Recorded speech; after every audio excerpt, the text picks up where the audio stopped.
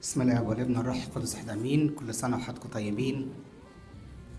النهارده عيد الغطاس زي ما بتسميه في التراديخون القبطي بتاعنا عيد الغطاس، لكن الاسم الكنسي ليه هو عيد الثيوفانيا.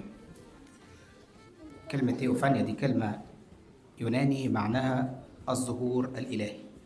هنا بنسميه إبيفاني في السويد، يعني اليوم اللي ربنا أظهر فيه ذاته للبشرية. تلاحظوا إن رب المجد يسوع من ميلاده للمعمودية محدش يعرف عنه حاجة. يعني بعد الميلاد لما هرب لمصر وقعد فيه حوالي 4 سنين، وبعدين رجع وعاش في الناصرة 30 سنة. المسيح بيتربى في الناصرة كأنه طفل صغير بيكبر مع الوقت، بيشتغل صبي في دكان نجار، محدش يعرف عنه حاجة. ما عملش معجزات، ما علمش، ما ظهرش انه متميز عن اي شاب تاني زي في سنه يعني. لحد ما جه النهارده بقى، اليوم ده اللي المسيح اظهر واعلن فيه حقيقته هو مين. عشان كده الكنيسة تسمي النهارده عيد ايه؟ الظهور الالهي. اليوم اللي اعلن فيه المسيح عن حقيقته، انا مين، مش مجرد انسان عادي. واعلن بشهاده يوحنا المعمدان زي ما شفتوا، واعلن بشهادته هو عن نفسه لما تنفتح السماء وينزل الروح القدس على شكل حمامه، والاب ينادي هذا هو ابني وحبيبي الذي به سررت. فاعلن فيه عن نفسه انه هو حمل الله الذي يحمل خطايا العالم، وانه ابن الله وكلمه الله المتجسد. عشان كده الكنيسه تسميه عيد الظهور الالهي. المصريين سميناه عيد الغطاس عشان نأكد على معلومة مهمة جدا، إن المعمودية لازم تبقى بالإيه؟ بالتغطيس، فسميناه عيد الغطاس. وكان ليه اسم قديم يسموه عيد الأنوار. ليه عيد الأنوار؟ لأنه كانوا يصلوا قداس عيد الغطاس على شط نهر النيل، وكانت البلد كلها تنور مصابيح وتخرج على شاطئ نهر النيل، وينزلوا كلهم في مية النيل بعد القداس كنوع من التبرك أو التمثل بالمسيح. والتراديخون ده مازال موجود لحد النهارده في بعض الكنائس. يعني الكنيسة الروسية أو الجريك عموما هتلاقوهم الأيام دي كده أو النهارده في عيد الغطاس هما بيعيدوا معانا في نفس الوقت، هتلاقيهم بينزلوا في المية ويطلعوا شبه يعني معمودية المسيح. احنا لما بنيجي نتكلم عن عيد الغطاس لازم نفتكر ان احنا كلنا اتعمدنا. المسيح رب المجد اتعمد مش لانه محتاج، لكن لما نيجي نسأل المسيح انت اتعمدت ليه، هو رد على يوحنا لما يوحنا بيقول له انا محتاج ان اعتمد منك وانت تأتي الي، راح المسيح رد عليه وقال له ايه؟ ينبغي ان نكمل كل بر. فالمسيح لانه الله الكلمة المتجسد اللي خد جسمه وشكله طبيعة الإنسانية الكاملة، يبقى لازم يعمل كل بر مطلوب من الإنسان رغم عدم احتياجه إليه. لكن طالما البر ده المفروض الإنسان يعمله، يبقى المسيح يعمله. عشان كده المسيح مثلا قبل الختان، عشان كده المسيح قدم عن نفسه ذبايح رغم انه ما عندوش خطايا قدم عنها ذبايح. عشان كده المسيح كان بيطلع العيد للعيد 3 مرات في السنة في الهيكل ويحتفل بعيد ويقدم ذبايح. كل بر المفروض يتعمل المسيح يعمله لأنه جاي في شكل إنسان، فالمفروض يدينا صورة الإنسان المثالي اللي بينفذ كل البر. يصوم رغم عدم احتياجه للصوم، يصلي رغم عدم احتياجه للصلاة، مش كده؟ يجاهد في حياته رغم عدم احتياجه للجهاد والتعب، لكن عشان يكمل كل بر. فالنهاردة المسيح ورانا طريق البر يبتدي منين، الباب اللي ندخل بيه للسماء فين، يبتدي منين؟ بالمعمودية. الكنيسة تسمي المعمودية اسم حلو قوي، الكنيسة تسمي المعمودية باب الأسرار. ليه المعمودية نسميها باب الأسرار؟ عشان لا يمكن ندخل لكل بركات العهد الجديد ولا كل أسرار الكنيسة إلا لما نعدي الأول منين؟ بالمعمودية. لا يمكن ناخد أي بركة من بركات العهد الجديد غير لما نعدي الأول في المعمودية. فالآباء يسموا المعمودية باب الأسرار. لاحظوا الطفل يوم ما يتعمد بياخد كم سر في اليوم اللي اتعمد فيه؟ كم سر؟ 3. بيتعمد، ياخد الميرون، وبعد كده ياخد التناول. يعني في أول يوم كده ياخد 3 أسرار. وكل بركات العهد الجديد لا يمكن نوالها إلا عن طريق المعمودية، فالمعمودية هي أول الطريق. فالمسيح النهارده فتح الباب، ورانا بيتدخل منين للسماء، ايه اول طريق للسماء. وهو نفسه قال في يوحنا 3 ان المعموديه هي الطريق الوحيد اللي ممكن نخش من خلاله للسماء، ومن غيره مفيش دخول السماء. ان كان احد لا يولد من الماء والروح ايه؟ لا يقدر ان يدخل ملكوت السماء. ليه ما يقدرش؟ لانه زي ما كمل في بقيه الاصحاح يوحنا 3 وهو بيشرح لنيقوديموس، قال له لان المولود من الجسد هو جسد. يعني انا اتولدت من ابويا وامي، فخدت صفات الجسد الفاسد الكرابتد بتاع ابويا وامي اللي على صوره ادم ومثاله. يبقى انا على صوره ابويا وامي في الجسد، يبقى مولود من الجسد هو جسد، ونهايه الجسد في التراب. لكن المولود من الروح، يعني المولود من الله، يبقى زي ربنا، يبقى ايه؟ روح. عشان كده راح يسمي المعموديه ايه؟ ولاده تانية. يبقى انت عن طريق الولاده من ابوك وامك دخلت الارض، دخلت الحياه على الارض. لكن مش هينفع تخش الحياه الابديه غير عن طريق الولاده من المسيح. فهمتوا؟ عشان كده بتسميها الولاده الايه؟ الثانيه. الولاده الاولانيه تدخلك الارض، الولاده الثانيه تدخلك السماء. وزي ما خدت طبيعه ابوك وامك لما اتولدت منهم على الارض، تاخد طبيعه المسيح لما تتولد منه عن طريق المعموديه. عشان كده في بعض الاباء يسموا المعموديه رحم الكنيسه. ده اللي بنتولد منه. انا عايز افتكر معاكم شويه حاجات كده عملناها يوم المعموديه. العهد القديم مثلا كان في عهد بين ربنا وبين الناس ان كل ولد ذكر في اليوم الثامن من ميلاده يحصل له حاجه اسمها الختان، السيركمسيجن. بس ذكر مش انثى، الانثى دي جريمه. كتاب عمره ما جاب سيره البنات في الموضوع ده. فكل ولد ذكر في اليوم الثامن يحصل له عمليه الختان دي او السيركمسيجن، وربنا يقول لابراهيم ده هيبقى عهد ابدي ما بيني وما بين نسلك. وكل نسم او كل انسان ما يدخلش في عهد الختان يقطع من شعبه، يعني ما يبقاش تبعي، ما يبقاش من ولادي. وفي العهد القديم كل انسان مش مختون، كل انسان ما خدش عهد الختان ما ياخدش اي بركه من بركات العهد القديم. يعني لا ينفع يخش الهيكل، ولا ينفع ياكل من الذبايح، ولا ينفع ياكل من خروف الفصح، ولا ينفع ياكل من المن، ولا ليه اي بركه من بركات العهد القديم. كان الباب بتاع بركات العهد القديم هو عهد الختان. في العهد الجديد اتبدل الكلام ده من عهد الختان لعهد المعموديه، بقى العهد اللي بيننا وبين ربنا النهارده عشان نبقى اولاده المعموديه. فاصبحت المعموديه عهد بيننا وبين ربنا، ميثاق بيننا وبين ربنا. العهد ده واحنا يوم المعموديه واحنا بنتعمد عملنا شويه نقط كده مهمه قوي افكركم بيها. والنقط دي هي المفروض المنهج اللي بنمشي عليه بقيه حياتنا كله. هراجع معاكم بالظبط يوم المعموديه عملنا ايه، واللي عملناه ده ليه، والمفروض نعيشه ازاي. اول حاجه لو تفتكروا ساعه المعموديه كانت اول خطوه من خطوات المعموديه، الاب والام كده بيقفوا يرفعوا ايديهم ويبصوا ناحيه الغرب ويقولوا حاجه اسمها جحد الشيطان، مش كده؟ يقفوا كده يرددوا ورا ابونا: اجحدك ايها الشيطان وكل اعمالك النجسه وكل جنودك الشريره وكل افكارك المضله وكل جيشك وكل سلطان. مش كده؟ فاكرين الكلام ده؟ المفروض ان الكبير هو اللي يقول الكلام ده، لكن لو بيتعمد طفل فمين اللي يقوله بداله؟ اب والام. لكن لو بعمد حد كبير لازم هو اللي يقول الكلام ده بنفسه.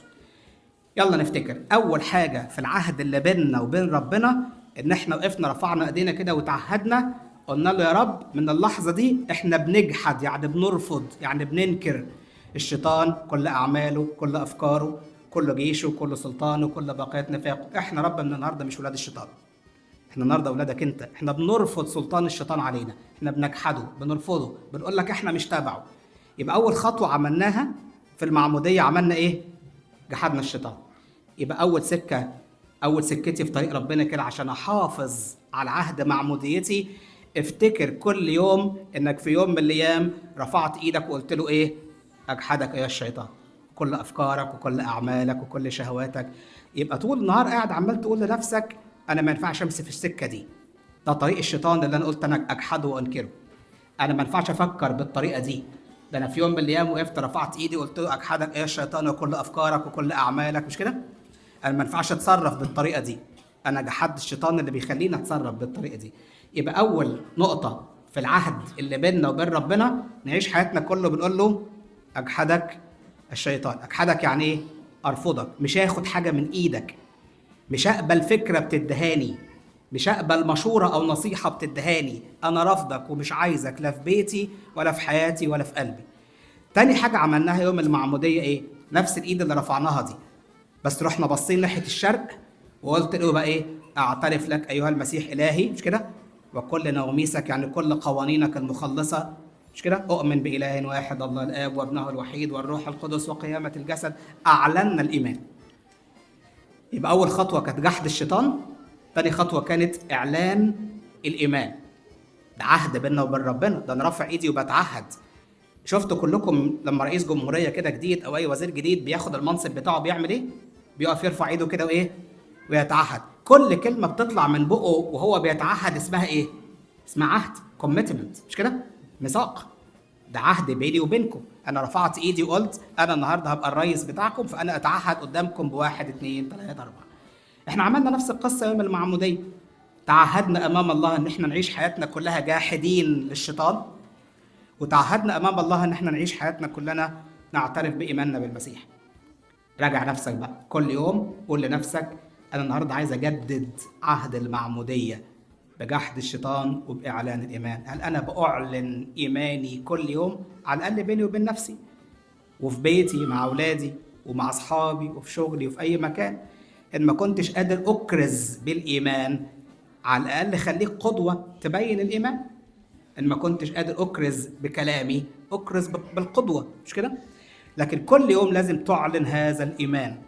والإيمان بتاعنا لازم يكون إيمان بالدراسة مش بالوراثة. احفظوا الكلمتين دول. يعني إيه؟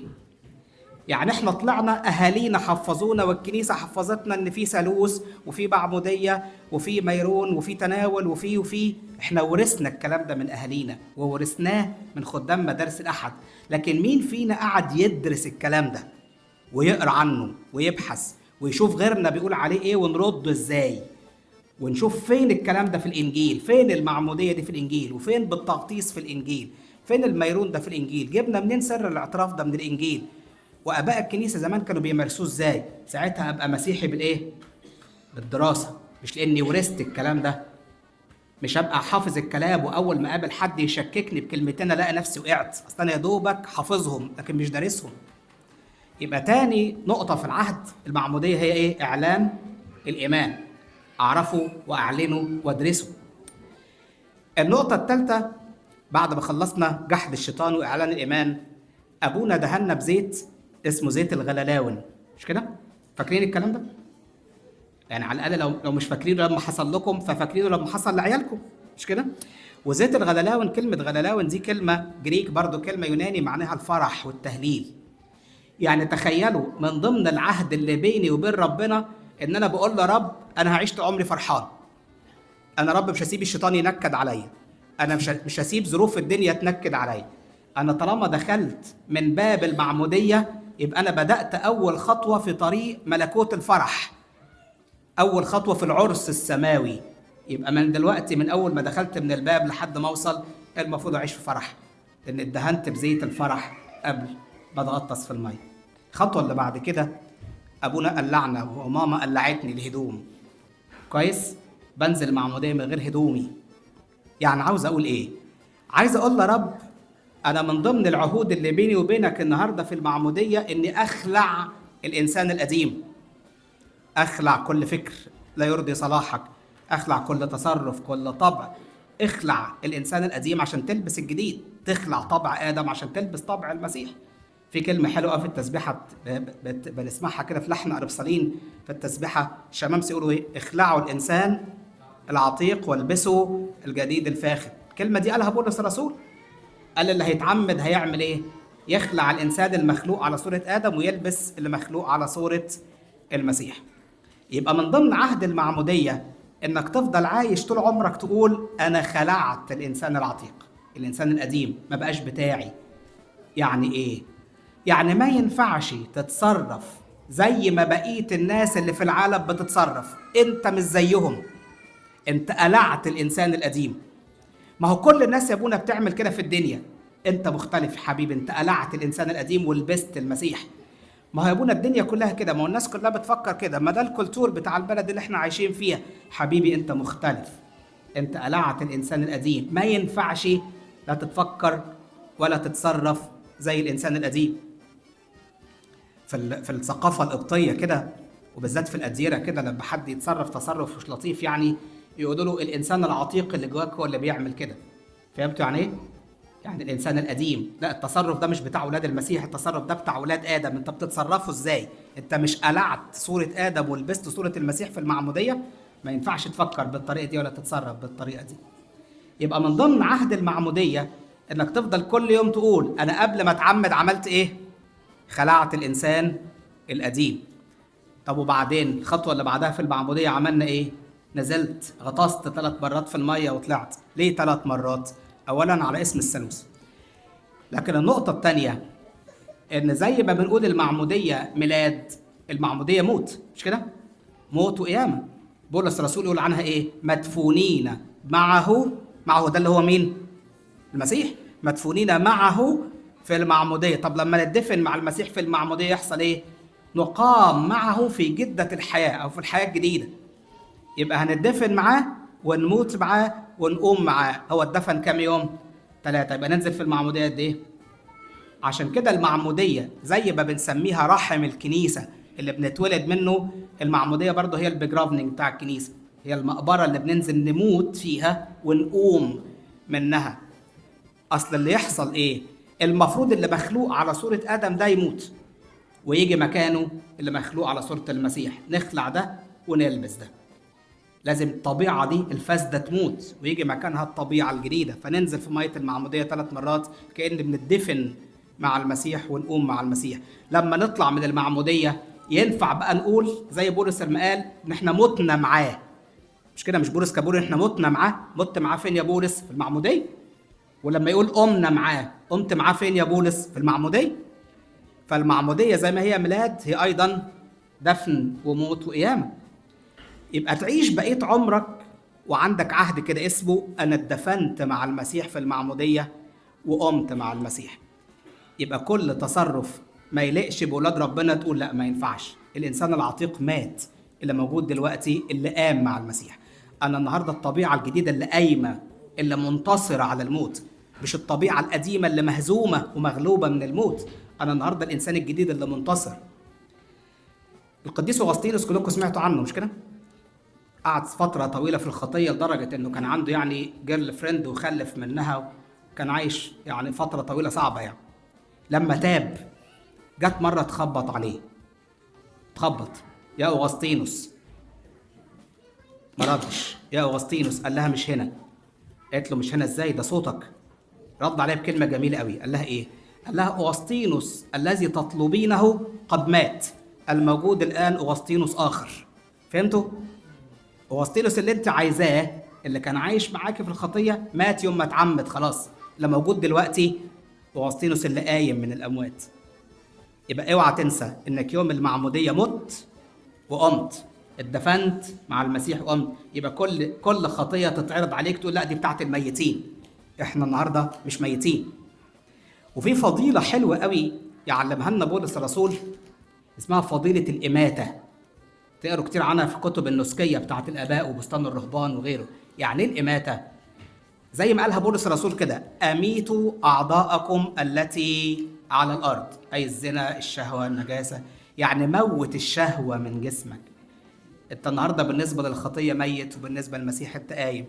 أميتوا أعضاءكم التي على الأرض، يعني موت الشهوة من جسمك. الذين هم للمسيح قد صلبوا الجسد مع الأهواء والشهوات. إيه تاني عملناه في المعمودية يوم المعمودية؟ فاكرين؟ أول نقطة جحدنا الشيطان. النقطة الثانية أعلنا الإيمان. النقطة الثالثة قلعنا الإنسان العتيق. النقطة الرابعة نزلنا في المعمودية موت وقيام. لما طلعنا من المعمودية أبونا بيعمل حركة لطيفة أوي في المعمودية كده، بيخلي الأم أو الإشبين يعني يقف على شماله، وبعدين يقول لها اديني الطفل ولف من ورايا وخديه من على يميني. لاحظتوا كلكم أبونا بيعمل كده في المعمودية؟ ليه بقى؟ أبونا هو بيعمل كده بيقول للأم إيه؟ اللي أنت هتدهوني من على الشمال ده ابن آدم، ده ابنك أنت وأبوه، ده الطبيعة الفاسدة القديمة اللي ما ينفعش تخش السماء، اللي تعيش في الضلمة. لف من ورايا أكون أنا موتته وقومته في المعمودية. وولدتهولك من جديد، فتاخديه من الناحيه الثانيه، مش هو اللي اديتهوني من الناحيه الاولانيه. فهمتوا؟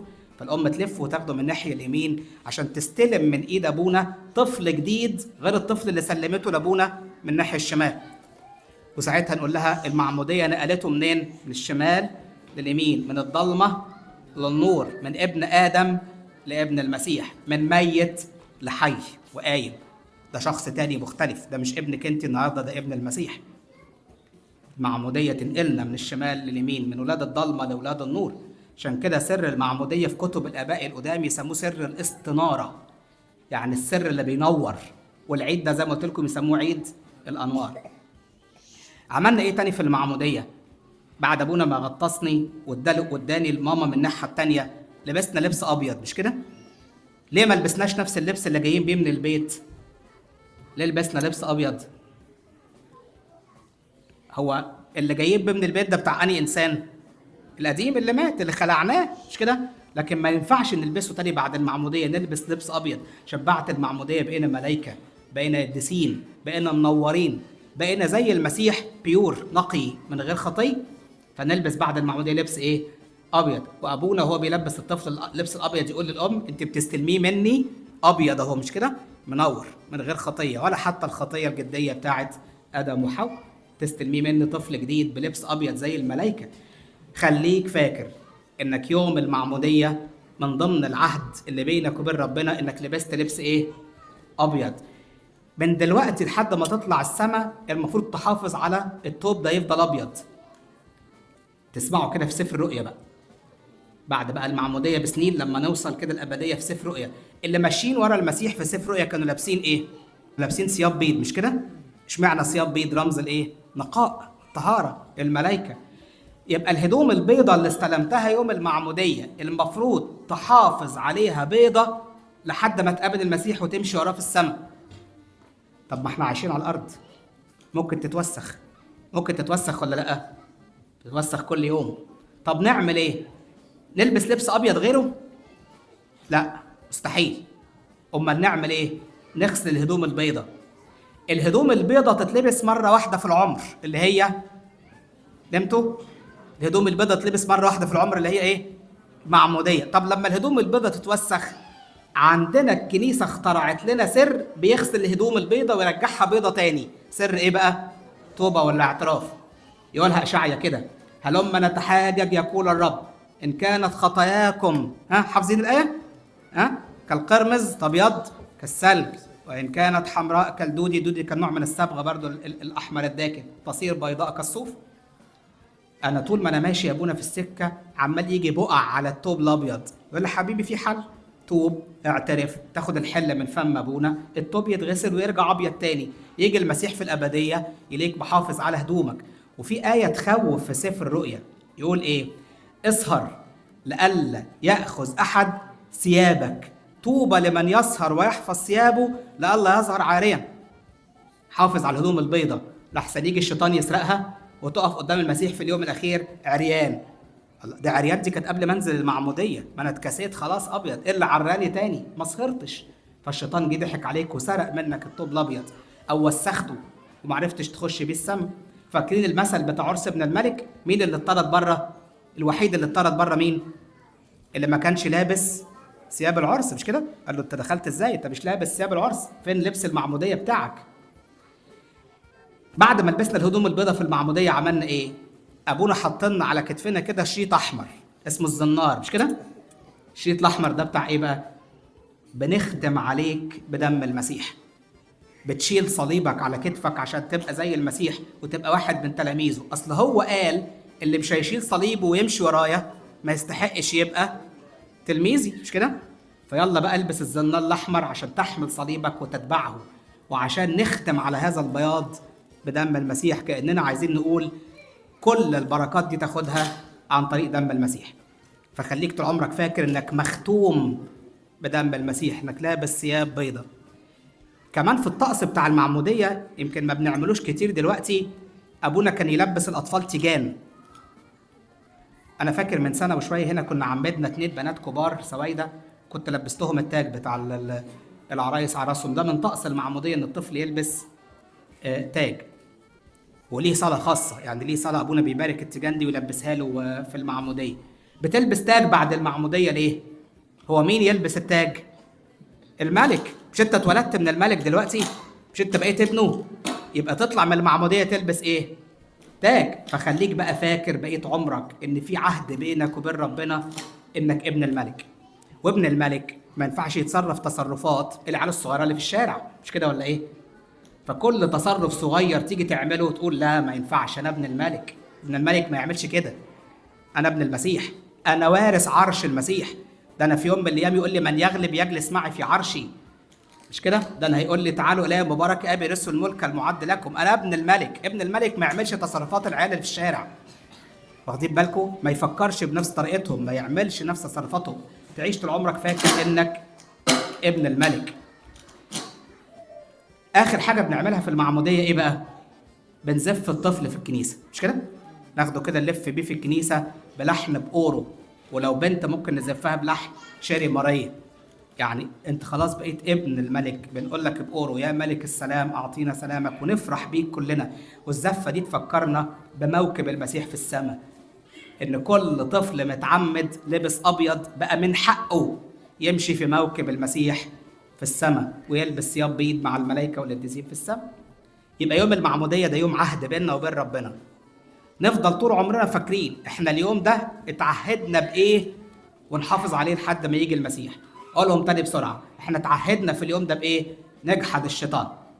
اتعهدنا في اليوم ده نحافظ على الايمان، نعلن الايمان. اتعهدنا في اليوم ده نخلع الانسان العتيق. اتعهدنا في اليوم ده نموت وندفن ونقوم مع المسيح، نموت شهواتنا واعضائنا اللي فيها شهوه.